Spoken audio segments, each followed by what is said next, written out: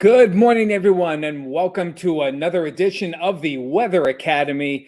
I'm Tom DeVecchio, your weather guy here, and you may have heard that we've had some problems with fire weather and things like that, and we want to talk a little bit more about that.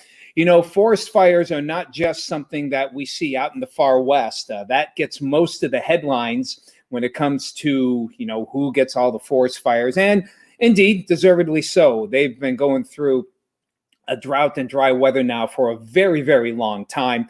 And no doubt this year will be no different when it comes to the forest fire danger. But make no mistake, even here in the East and even here locally, we can have some relatively or potentially dangerous conditions. This time of year is a time of year when many people like to do a lot of burning. They burn some of the brush that has accumulated from last winter. And a lot of times that brush can be quite dry. And while usually in the springtime we're pretty damp with some leftover snow melt or rainfall, so far this spring's been a little bit different. So a lot of times, we talk about the potential for maybe a little bit of forest fire danger here locally. So let's check things out here. Here's a look. This is just a look at the grass not too far away. This is actually from our weather cam, and just zoomed in on some dry grass here. Just about a mile north of the TV station. A lot of brown there. This is a typical look. A lot of times we get brown in our grass here, but it's usually a wet brown. But this is a relatively dry brown, and because of that, there is a potential for things to get a little dicey when it comes to fire potential. A lot of times you'll see a map here that we often show of a potential fire danger, particularly what you see right here. With that, we do have, this was actually from March 22nd, and these maps are updated, I believe, every week or every 2 weeks. So, but you can see where the yellow is, we are in the high range. So we did have certainly the potential for, especially on the 22nd when this was done, of the danger of brush fire. So what conditions can we expect? What conditions would we expect to have? What do we look for when we look for a high fire danger? Well, one of the things we'll look at are, two things we'll look at are sky conditions as well as relative humidity. So in this picture that we have here, let me go back to the weather cam here. So if we zoom this out a little bit and show you what kind of conditions that we can have here, just give me a second here, and I am going to zoom out here. One of the things that we look for, we'll tap it up a little bit. One thing we like, well, of course, who doesn't love sunny weather here?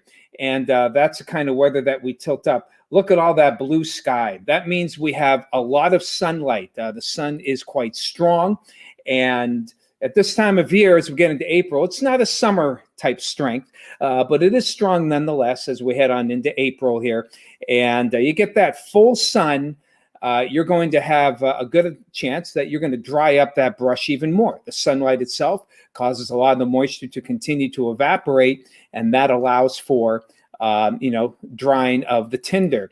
Next thing you have, what happens? Low dew points.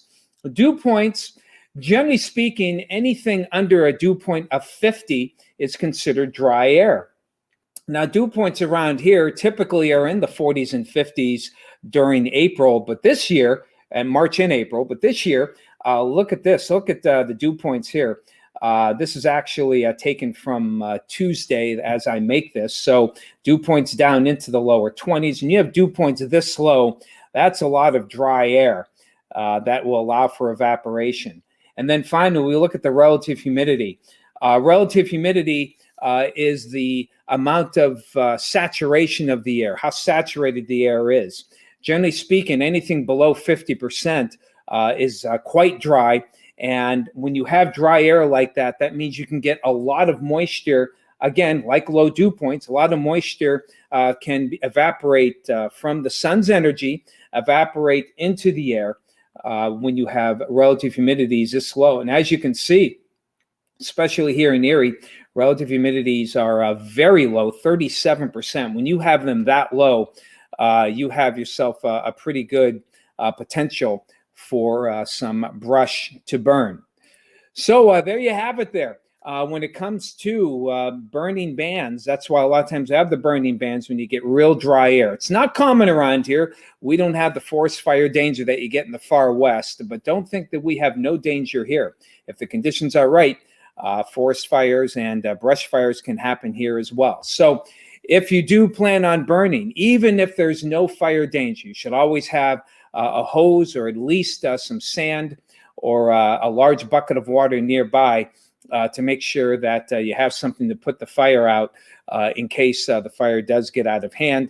And as always, don't make the fire too big, and preferably do it in a barrel to help keep things at bay. But then when you burn, those embers can come off, and that's why a lot of times when it's dry like this, the recommendation is don't burn too much. Fortunately, we do expect some rain the next couple of days, and that should help eliminate the fire danger. Thanks for joining us. Enjoy your day.